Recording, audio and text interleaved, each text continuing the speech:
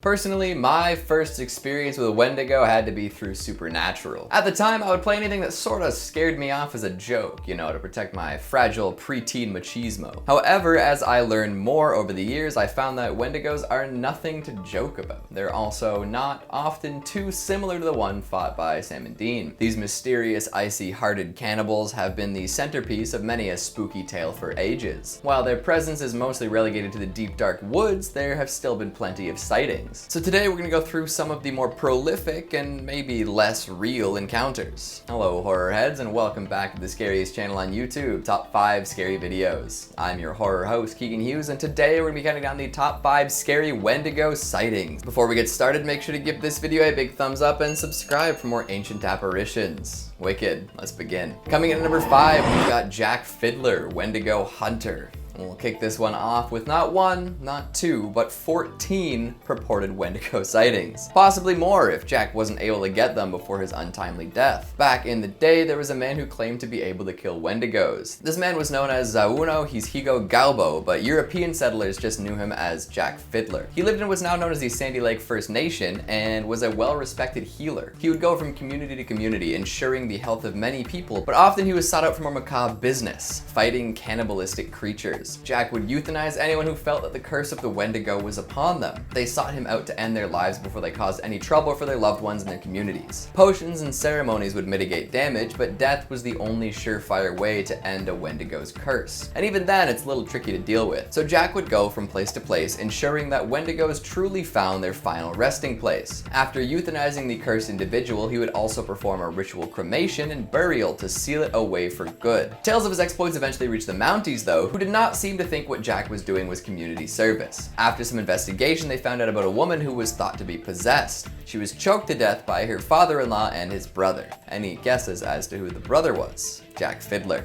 So the Fuzz arrested the men, claiming that what the law forbids, no pagan belief can justify. Jack eventually managed to slip away from the police before his trial and killed himself to avoid the long arm of the law. 14 counts of murder is a tough sentence, especially when assisted suicide and demon hunting were not considered valid defenses. Coming in at number 4, we've got the Wendigos of Blackwood Mountain. Boom. Butterfly effect. This pod of people eaters comes from the Choose Your Own Horrific Adventure game Until Dawn, featuring a pre-Bohemian Rhapsody Rami Malek. In this game, you make decisions that will end up sealing the fate of 8 unlucky vacationers. See, this group of pals decided to return to Blackwood Mountain a year after a tragic disappearance. They brought some friends up and pulled a nasty prank, resulting in one running off into the night. What the friends might not have known is that the area had been frequented by Wendigos for centuries. European miners came to the area back in the 1800s and were warned off by natives who claimed the mountain was sacred. As settlers tend to do, they ignored this advice and started excavating anyways. In doing so, they released the Wendigo spirits. Later on, in the mid-1900s, a group of miners came back for some of those sweet, sweet minerals. They fell victim to some unfortunate accidents though and found themselves trapped in the mine shafts. Forced to cannibalize to survive, the remaining miners became Wendigos. After a powerful Wendigo was killed, its spirit was transferred to the unfortunate friend who ran off into the night. And you guessed it, this unfortunate individual came back with a vengeance. One by one, depending on how you play it, people fall victim to the Wendigo of Blackwood Mountain, sometimes becoming terrible creatures themselves. So next time you're in a survival situation, ask yourself if it's worth eating people and becoming a depraved monster in order to live. I'd take the long nap, to be honest. Coming in at number 3, we've got Pet Sematary. If you've only seen the movies based on this Stephen King tale, you might be a little confused. The feature films tend to skim over the folklore at the core of this resurrectory story. Sure, the ground is soured and stuff comes back to life, but why? Well, if you crack open a spicy little paperback, you'll find out exactly what happens. The spirit of a Wendigo plays a big part. The Creeds move into a lovely home near Ludlow and immediately run into trouble. The kids are getting hurt and the cat is killed by a passing vehicle. And soon enough, they learn about the Micmac burial ground near their residence. Apparently, it was abandoned because the ground was sour. Soon they learn some tales detailing the Wendigo that lived around there. It would walk through villages late at night, and anyone touched by it would develop a taste for human flesh. Eventually, it touched the burial ground itself, souring it and causing anything buried there to be possessed by it. This Wendigo spirit seems to orchestrate all sorts of terrible events in the story, playing with the emotions of the people around the Creed house. Some say that the Wendigo even manipulates the grief belief of everyone in the tale, causing them to act against their better judgment. Through this, it can possess more people and cause more terror. The horror of the Wendigo runs deeper than just the hunger for flesh and physical strength. Coming in at number 2, we've got Wendigo Psychosis. There is some debate as to whether this disorder is real or not. If you look to the origins of the Wendigo legend, you can find plenty of association with the depths of winter. Without readily available food, often First Nations people would be subjected to famine. One who would indulge in the taboo of human flesh was considered to be possessed by an evil spirit, one that would never be satisfied. It makes sense, right? The idea of a cautionary tale involving a slippery slope existing everywhere. One slip up and you can descend into the depths of depravity. This seemed to be where the Wendigo legend originates, and since then the Wendigo name has been used to denote a mental illness. Wendigo Psychosis is said to be the uncontrollable craving for human flesh, even if other options are available. Often reported in the northeastern American tribes, it started to die out once folks began to study and write about it. This caused a lot of folks to become skeptical, but the idea lived on. Plenty of tales concerning this sudden cannibalism have turned up over the years, and whether an actual Wendigo spirit has possessed these individuals or if they're just experiencing a psychotic break is hard to say. There's an account from some Jesuit missionaries traveling through New France back in the 19th century where they came across some men with the mysterious psychosis. Keep in mind, these missionaries were likely deliberately painting any First Nations peoples as savages in need of religion, so maybe take this with a grain of salt. They claimed in their report that they met men so ravenous for human flesh that they pounce upon women, children, and even upon men like veritable werewolves, and devour them voraciously without being able to appease or glut their appetite, ever seeking fresh prey, and the more greedily the more they eat.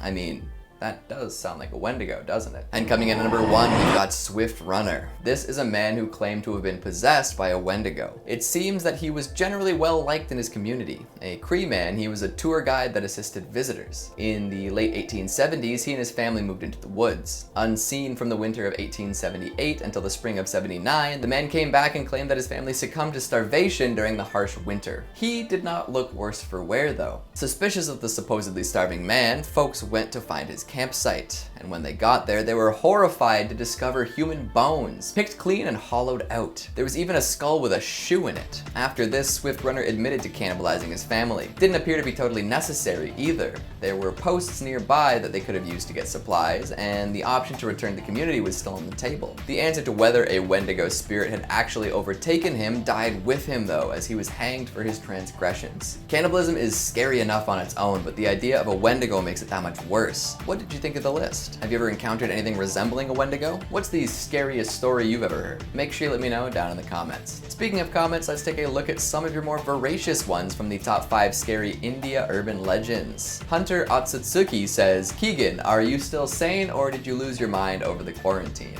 I mean, I don't know if I'm the best person to be asking about my own sanity. You know, I feel fine, but who knows? It could all be a delusion. Carrie Ann says, ooh, I'm intrigued. I love hearing all the urban legends from around the world. Interesting stuff. This channel is awesome, so underrated, keeping me entertained whilst being stuck on lockdown. Thank you. I'm glad to hear that you're enjoying what we're putting out. Mark Jason Paulino says, my favorite urban legend is from Cavite here in the Philippines. They say that if your slippers go missing after having left them on your house's doorstep, you're gonna get taken too. Sheesh. Imagine going out and finding that you're doomed through your slippers disappearing. A doubly rough start to the day. KChill03 says, India is a very vast place, especially culture-wise. There are a lot of legends. I would love if you made more. Absolutely. Maybe riff some good ones in the comments and we'll see what we can make happen. And Mark Swordall says, did you see the episode of Mythbusters where they tried to split bullets with a samurai sword? I did. I have vivid memories of watching Mythbusters marathons on the Discovery Channel as a kid. And that's all the time we have for today. Before I do my best to become a sumo wrestler, calories and all, make sure to give this video a big thumbs up and subscribe for more wicked wistfulness. Thanks for watching, and I'll see you next time.